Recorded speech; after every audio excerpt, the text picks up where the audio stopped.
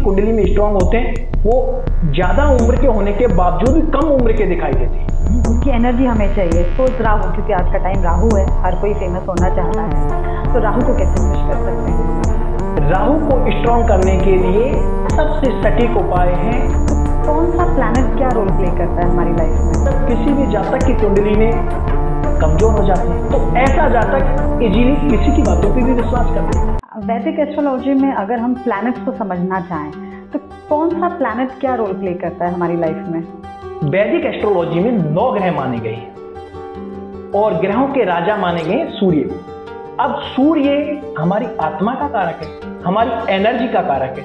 अब मैं आपको ऐसे उदाहरण बताऊंगा कि आप किसी भी व्यक्ति की कुंडली देखे बिना ही ये कह सकते हो कि इसके शुक्र कमजोर है या इनके सूर्य कमजोर है। जैसे मैंने देखा कि तन्वी बहन झूठ बहुत बोलती है। आप बोलते वक्त भी यदि थूक की चींटी बाहर आ रहे हैं या आपके पिता से भी अनबन है तो मुझे आपकी कुंडली देखने की आवश्यकता नहीं पड़ेगी, मैं तुरंत कह दूंगा बहन का सूर्य कमजोर है।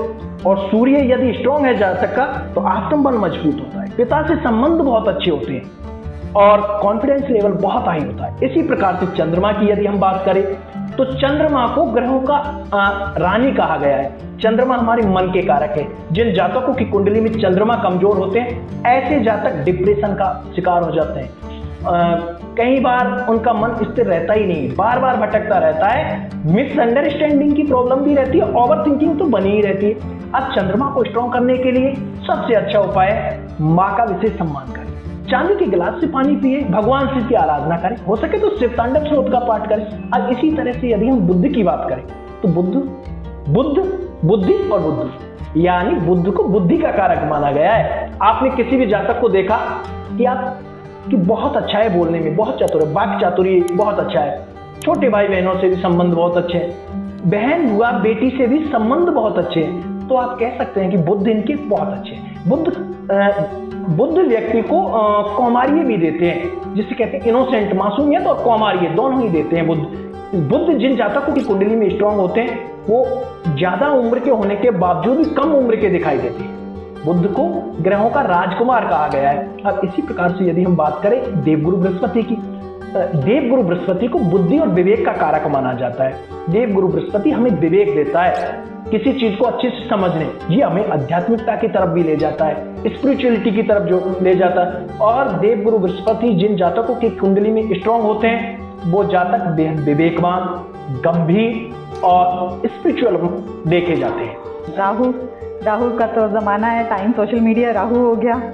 जी देखिए, आज का जमाना शुक्र और राहु, कौन नहीं चाहता, हर व्यक्ति चाहता है कि मेरे शुक्र मजबूत। क्यों?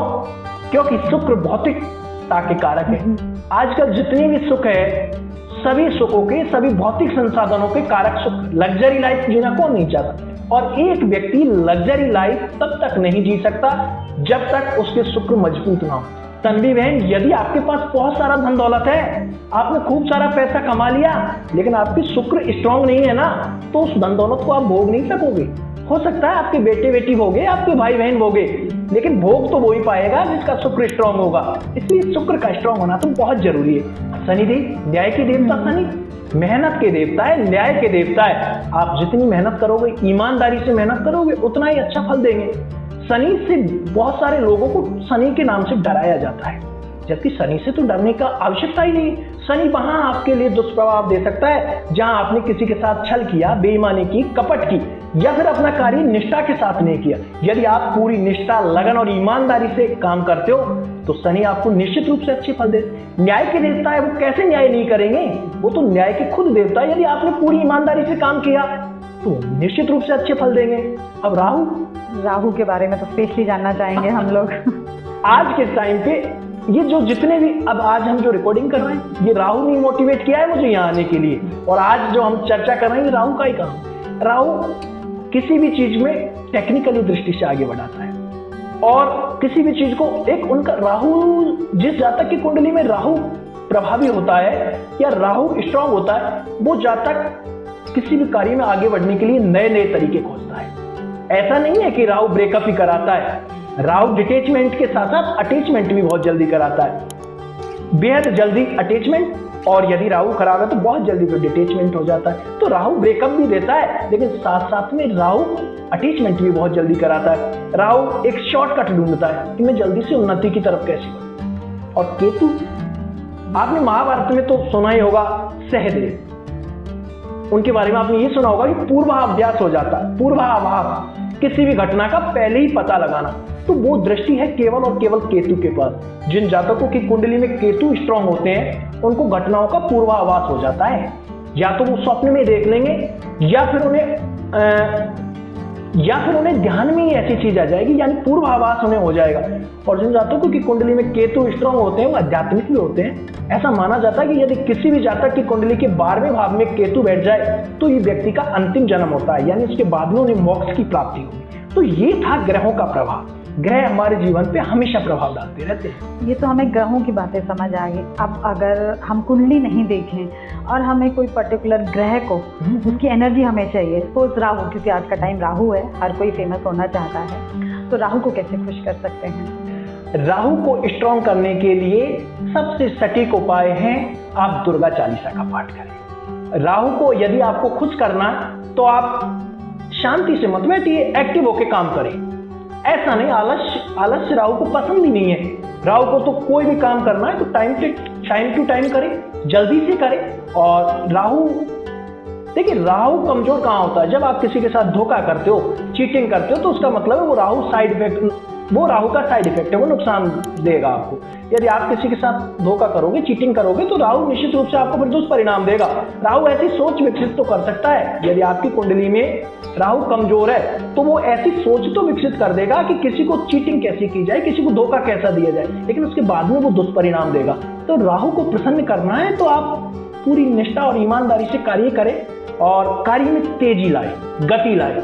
शिथिलता राहु को पसंद नहीं है कि हाँ धीरे धीरे हो जाएगा, धीरे चरे वेती, लेकिन स्पीड से, गति के साथ कार्य करें और टेक्नोलॉजी को अपनाएं। सबसे ज्यादा प्रॉब्लम आती है चंद्रमा इम्बैलेंस होने में, और अब 2000 का साल है, चंद्रमा सबकी लाइफ में इम्पैक्ट डाल रहा है, तो चंद्रमा को कैसे बैलेंस किया जाए? चंद्रमा जिन जातक आज के समय में यदि देखा जाए तो लगभग 80% लोग ओवर थिंकिंग की प्रॉब्लम से परेशान हैं। और ओवर थिंकिंग ये पूरा का पूरा मामला ही चंद्रमा का है। मैंने अभी उदाहरण दिया ना, पानी के पास जाओ आप खुश हो जाओगे, नहाते वक्त आप खुश रहोगे। ये सारे कारण हैं चंद्रमा के। अब चंद्रमा जब किसी भी जातक की कुंडली में कमजोर हो जाते हैं तो ऐसा जातक इजीली किसी की बातों पे भी विश्वास कर लेगा और वो धोखे भी खाता है, इमोशनली होता है और फिर धोखे खा के वो परेशान रहता है, ओवर थिंकिंग करता है, अरे मेरे साथ ऐसा क्यों हुआ। चंद्रमा को स्ट्रॉन्ग करने के लिए बहुत सरल मैं उपाय बताने जा रहा हूं तन्वी जी आज, कि चंद्रमा को यदि आपको स्ट्रॉन्ग करना है तो सबसे महत्वपूर्ण है आप अपनी माता का विशेष सम्मान करें। भगवान शिव की नियमित रूप से आराधना करें। आप चांदी के गिलास से पानी पी सकते हो। हर समय यदि चांदी का गिलास अवेलेबल नहीं है तो कोई भी गिलास उसमें चांदी का कॉइन डाल ले, शाम के वक्त उसमें पानी भरे, सुबह उठते ही सर्वप्रथम उस पानी को पिए। इससे भी चंद्रमा आपके स्ट्रॉन्ग होंगे। चंद्रमा को स्ट्रॉन्ग करना तो बहुत जरूरी है, क्योंकि यदि हमारा मन ही बैलेंस नहीं है तो हम कुछ नहीं कर सकते। वो एक कहा गया है ना कि मन के हारे हारे, मन के जीते जीत। तो मन को तो मजबूत ही करना पड़ेगा। अब मन मजबूत होगा चंद्रमा, तो चंद्रमा को स्ट्रॉन्ग कीजिए। जो मैंने उपाय बताए बहुत अच्छे उपाय हैं चंद्रमा को मजबूत करने। आजकल हर कोई लव मैरिज करना चाहता है, तो हम कुंडली से कैसे पता लगा सकते हैं कि लव मैरिज होगी या नहीं? तो कोई ऐसा उपाय जो लव मैरिज कर सके? करियर को लेकर अगर हमें बहुत चिंता हो रही है और हम ज्योतिष से अगर उसका समाधान निकालना चाहते हैं तो वैदिक एस्ट्रोलॉजी कैसे हेल्प करें? सबसे ज्यादा प्रधानमंत्री वही बने हैं जिनकी कुंडली में रोचक नाम का पंच महापुरुष राजयोग बन रहा है। आप मोदी जी की कुंडली देख लीजिए। राजयोग को हम अपनी कुंडली में कैसे एक्टिवेट करें?